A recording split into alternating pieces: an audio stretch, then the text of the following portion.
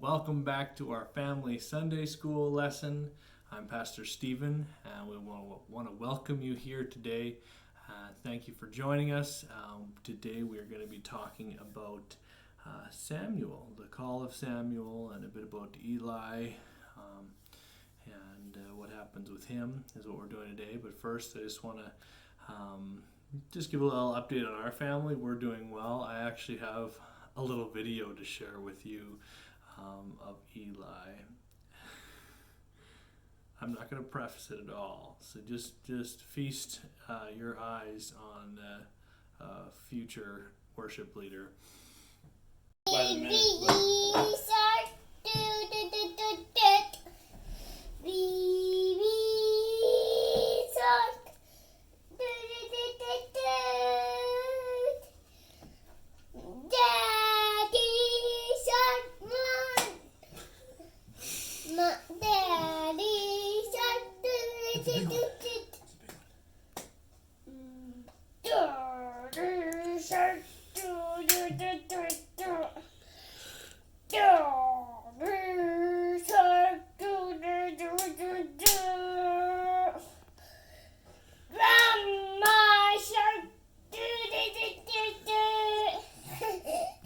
Good job. I'm not done yet. Okay, keep going. Grandma shark, shark. I'm watching on your phone. Do you? Yeah, well, I hope that blessed your heart. I know every time I watch it, it blesses my heart. You can just hear me and Rebecca trying to not laugh during this. He's been a little camera shy lately, so we had to kind of hide the camera. You can tell at the end right away. He's like, "Ooh, can I see it?" And stuff. But that was a blessing to behold. A little thanks goes out to Glenda Rosen on her preschool videos during on Facebook that she puts out. He's been watching those, and I'm pretty sure that's one of the songs that she was doing. And so he had a great time with that, and I'm sure you did watching it as well. But you can tell we're doing well. We hope you are doing well at home as well.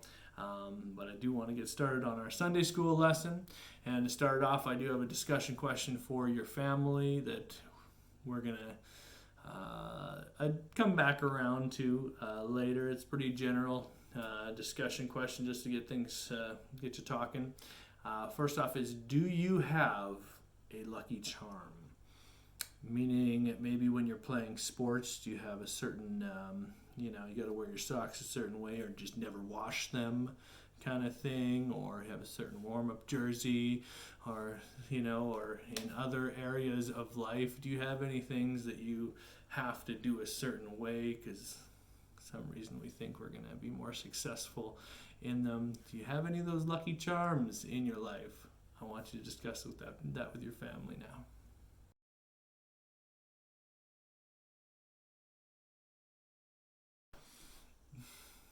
Hope some interesting things came up in your discussions. I was just thinking to myself, trying to think if I had any. I don't have any that I can think of, but for some reason that came to mind. I remember one summer at camp I spent.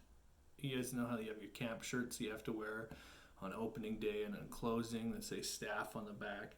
Well, I thought to myself that it'd be a great idea to go a whole summer without washing that shirt.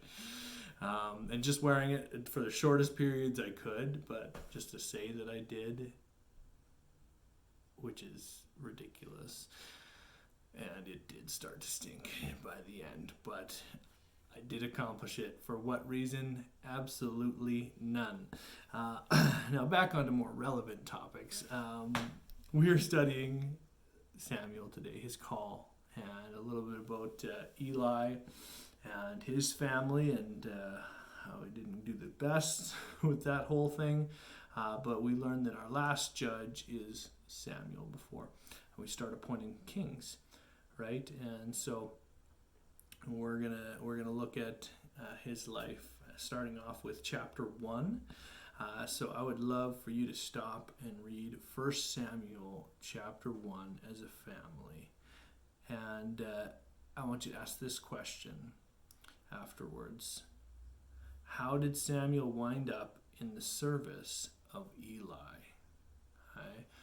So read the chapter and discuss that.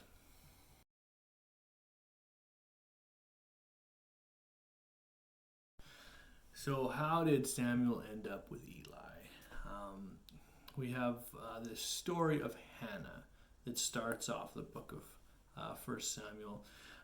We're told that Hannah is married to this man who has two wives. She's one of them, and she doesn't have any children, right?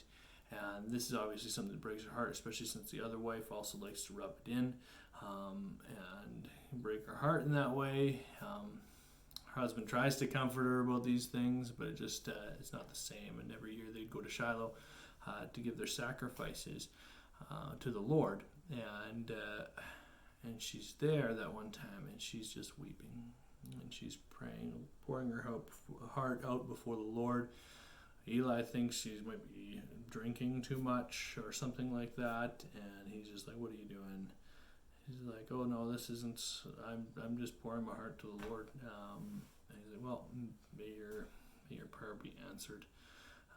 Right, and she goes home, and sure enough, right, the Lord does answer her prayers, and she has a son. But when she was pouring out her heart, she promised that she would dedicate this child to the Lord, and she was going to follow through with this, right? And so she does. She the next year, she doesn't bring him in quite the next year because she's still nursing the child. But after that, she actually brings this child to serve the Lord at Shiloh under Eli. So that's what we have happening in chapter 1. That's how we ended up there. This miraculous prayer of Hannah. Not the miraculous prayer, but the answering of that prayer is miraculous. That God answered, and because He had a greater plan going on throughout this whole thing, right? Even at that time, there was wickedness in the land, and God was bringing about His judge, Samuel, through it all, and through this amazing way.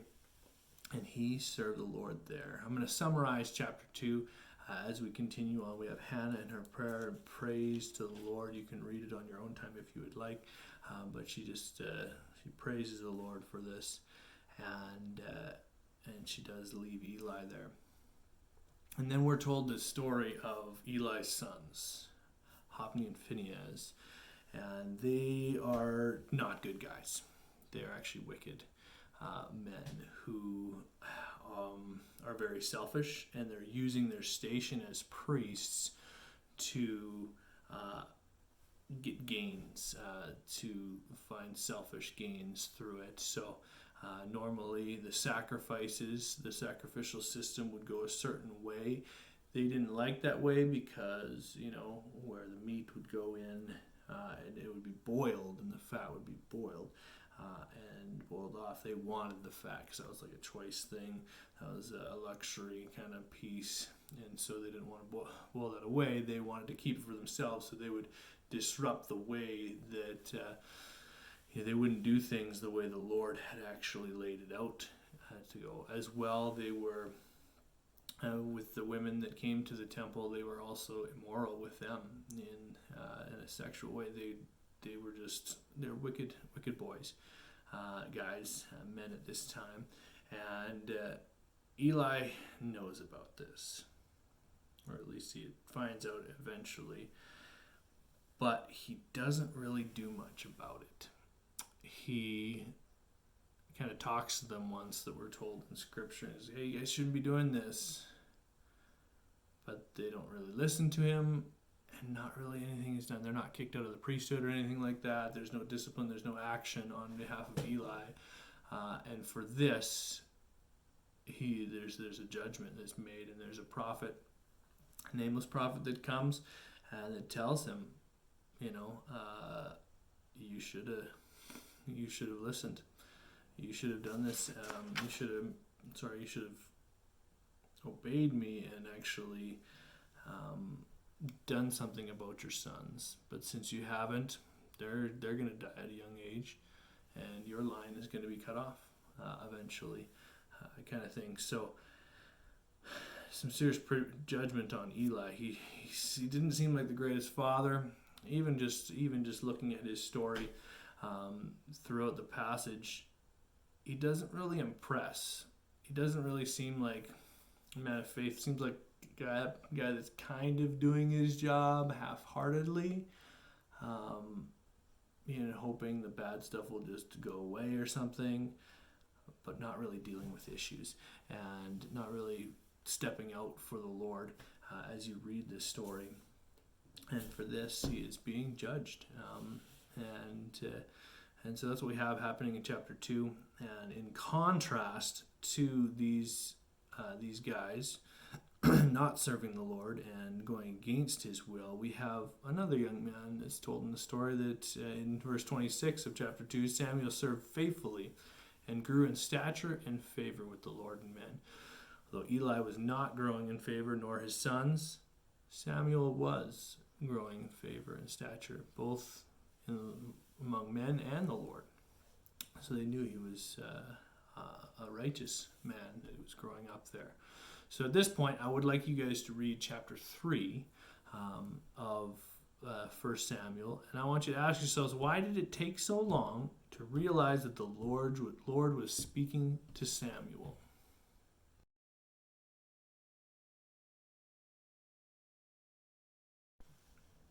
So why didn't they realize sooner that God was speaking to Samuel? It says in the passage that there was not a widespread revelation, though there was at least one prophet speaking from God in the previous chapter, but it wasn't very common for there to be prophets among them or to hear the voice of God. So Eli wasn't really expecting God to be speaking because it wasn't very common, and well, from what we've learned of Eli, is not that impressive of a person so far following the Lord, especially in contrast to Hannah and Samuel, right? And so we have this surprise. God is speaking to him, and eventually they figure out, okay, well, I need to listen. And he listens, and it's judgment upon his mentor, he's kind of almost a father figure, is Eli, right?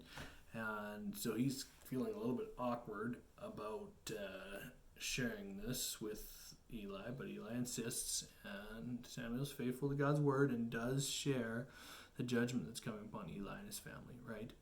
And at this time, we're seeing that the people of Israel are beginning to recognize Samuel, his role as a prophet and as the next judge of Israel, as the wicked house of Eli is being removed and Samuel is being established here.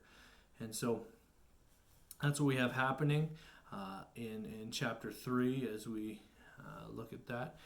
I have an activity for us next. It's called the Lucky Charms activity. So going back to our kind of first question, as we look at the first 11 verses of chapter 4, we're going to do an activity along with it. So just as before, I would like you guys to take the time to, I've got 2 slides for you, and so go through the first slide, the questions and the reading and stuff like that, and then you can move on, press play, and then pause again right away for the second slide of the activity. I wouldn't suggest you skip this one, at least read the passage on your own, but I'd encourage you to do this.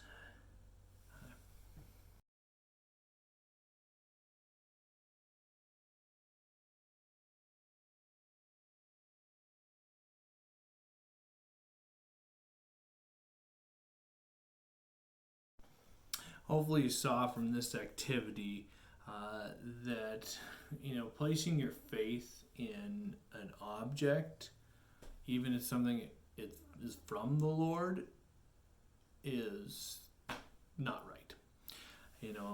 These people thought, hey, let's bring the Ark of the Covenant with us. How can we lose if the Ark is with us?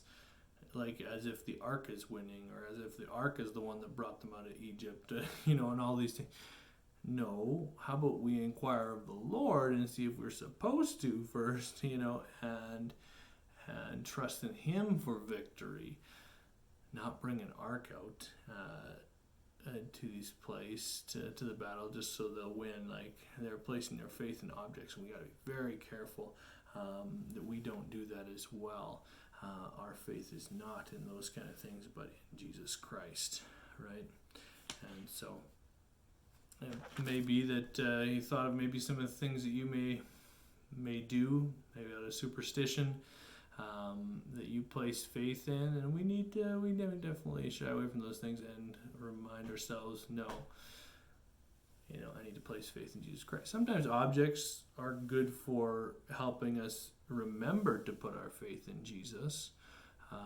Israel put up monuments and things like that. When they saw it, they could remember what God had done for them. They had certain things they were to do. They had this Ark of the Covenant. They had this temple, but those were all supposed to point to God, right? That's what they were made to do, not to be taken and twisted and we put our faith in that thing.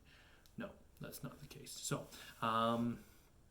that's what we're learning from the first 11 chapters. Now I want you to read 1 Samuel. This is our last reading. 1 Samuel chapter 4, verses 12 to 22. And answer the question, how was God's judgment on Eli's house fulfilled?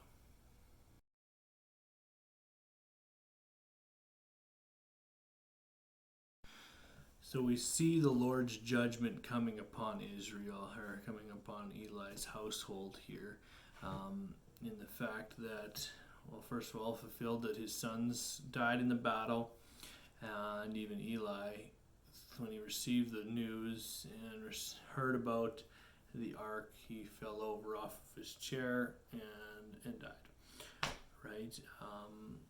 Meanwhile, one of the son's wives gave birth to a son. After they had heard this news, she gave birth to a son, named him Ichabod, meaning the glory has departed from Israel because the ark, we've lost the ark. Once again, showing that their thinking around the ark and around God is off, right? They thought, oh, the Lord has departed because his ark isn't here, so he's not here anymore. That was a very pagan thought process, that he was contained in such a thing. No, God was still with them. He's with Samuel, right, through this whole thing, and he will always be with his chosen people in general, and with those who follow him, right? And so we're just seeing once again they're placing their faith in this object, which is useless. But God comes and he actually fulfills his judgment upon the house of Eli here in this passage. So overall, we're seeing this transition between Samuel. We see the righteousness that is shown in Hannah and in Samuel as a great contrast to Eli and his household, and you can tell everyone's doing what's right in their own eyes, even the priests, even the ones that are supposed to be leading and teaching Israel and showing them in the right way. They are even bringing iniquity upon those they're supposed to be serving, and so it's just a terrible situation right now. But God is stirring up a new leader, and his spirit's within him, this Samuel, who will be our last judge, coming to us. And we see once again God has a bigger plan going on here, and we'll learn more about what Samuel is going to be up to later as well. And we know he's now established as a prophet among Israel, and people respect him very much. So I have some application questions for us. My first one is this: what lesson can we learn today from Samuel's response to God?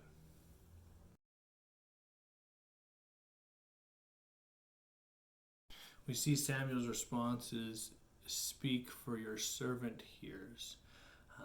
What a humble heart before the Lord in his response to his call. And I think we need to have the same place when we come to his word is, Lord, And have that same prayer. Lord, speak, for your servant hears. Are you listening for what God is telling you in his word during Pastor Jean's message, during our time reading? Are you listening? Are you willing? Are you humble-hearted and willing to do what God wants you to?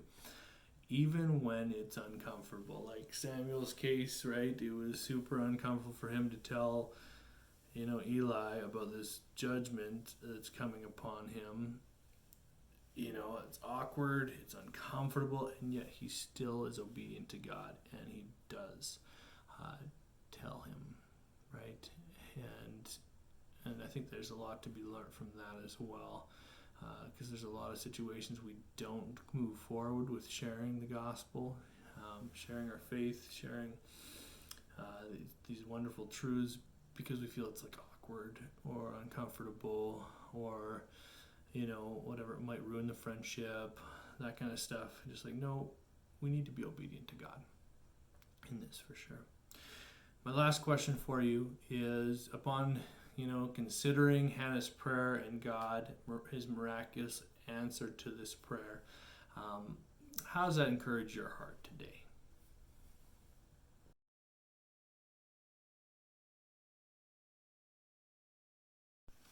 When I consider Hannah and her answered prayer, I also think of that whole time she was barren and how difficult that would have been. Not understanding why, not understanding or knowing if ever she will. I'm thinking most likely she won't. Going through all of that, we get to sit back and read this story and be like, oh yeah, she's barren, now she's not, cool. But she had to live through it, all that time of uncertainty, thinking maybe that God was against her or something like that, but she remained faithful, and she cried out to the Lord for this.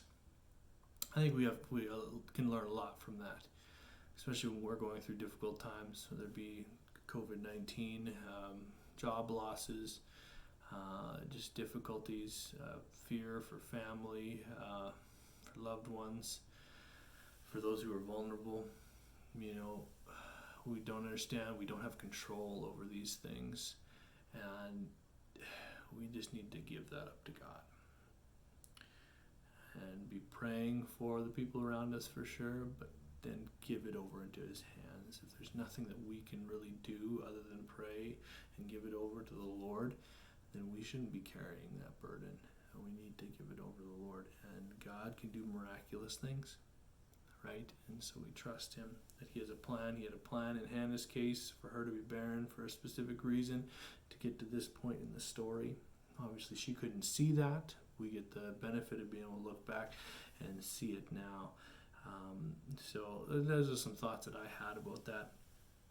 I want to thank you once again for joining us. I want to thank Answers in Genesis for having this curriculum that we can go through. I want to give them credit for that as well. And I'd love to pray with you to close. Heavenly Father, we want to honor you. We want to thank you. We thank you for your faithfulness in continuing to desire to steer Israel towards yourself and providing leaders to help them with that in their times of need when they cry out to you. We thank you for your power to fulfill prayer. Pray that we would be humble as Samuel was and willing to do what you ask of us and to hear your words that you have to say to us. And part of that willingness is to actually just get into your words. Help us to do that as well. We need you so desperately. In Jesus' name, amen. Thanks for joining once again. If you have not done our Sunday morning service yet, we'll have a link for you here. I'll also remind you to subscribe to our channel so you can be updated as to the different videos that are coming out. But thanks for being here, and God bless.